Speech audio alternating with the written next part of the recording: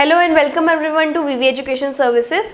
आज हम लोग अकाउंटिंग फॉर मैनेजर्स का यूनिट नंबर 4 स्टार्ट करने जा रहे हैं, जिसमें हमें पढ़ना है मैनेजमेंट अकाउंटिंग का मतलब क्या होता है। अभी तक आपने जितना भी पढ़ा है वो सब फाइनेंशियल अकाउंटिंग था, आगे आपको इसमें कॉस्ट अकाउंटिंग भी आएगा। तो starting with the unit number 4, सबसे पहले हम लोग पढ़ेंगे मीनिंग ऑफ मैनेजमेंट अकाउंटिंग।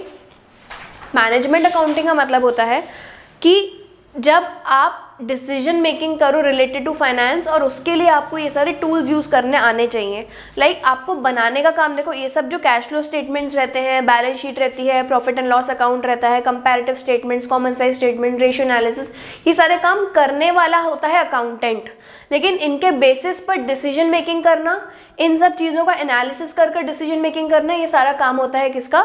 एक मैनेजर का। तो मैनेजमेंट अकाउंटिंग मतलब जब मैं अकाउंटिंग को यूज़ करते हुए कोई डिसीजन मेकिंग करूं, दैट इज मैनेजमेंट अकाउंटिंग। तो मैनेजमेंट अकाउंटिंग का स्कोप मतलब एक मैनेजर को, जो एक फाइनेंस मैनेजर है, उसको डिसीजन मेकिंग करने के लिए कौन कौन से एरियाज उसको पता होने चाहिए। तो first area is financial accounting, जो आप लोगों ने अभी सीखा है, journal entry, ledger, trial balance, then you have final accounts, उसके बाद फिर आपका कैश फ्लो एनालिसिस, एवरीथिंग, ये सारी चीज़ें मिलाकर आपका फाइनेंशियल अकाउंटिंग आता है। तो फाइनेंशियल अकाउंटिंग एक एरिया है जो एक मैनेजमेंट अकाउंटिंग के लिए रिक्वायर्ड है। तो management accounting covers these 4 scopes, the first one being financial accounting, second one cost accounting.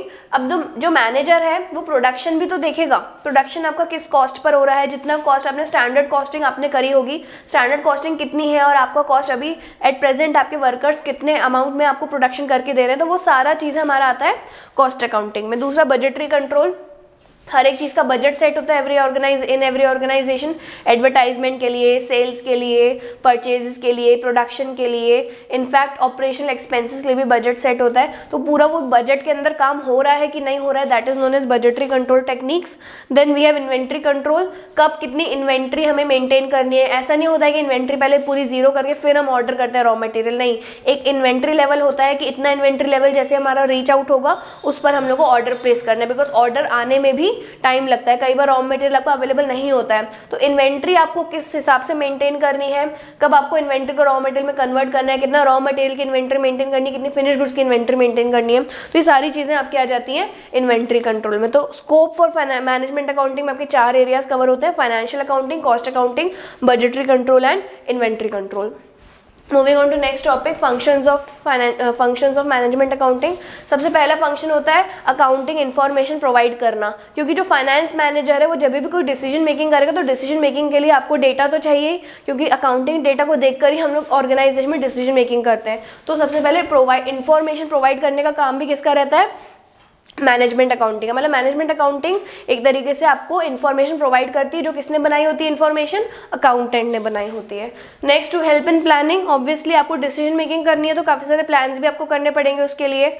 मतलब ऑर्गेनाइजेशन में प्लानिंग, ऑर्गेनाइजिंग, डायरेक्टिंग, जो सारी चीज़ें आपकी होती हैं ये इसी सीक्वेंस में होती हैं। और इसी तरीके से जो एक फाइनेंस मैनेजर है उसको भी प्लान काफ़ी सारे बनाने पड़ते होंगे, जिसको हम कहते हैं फाइनेंशियल प्लानिंग।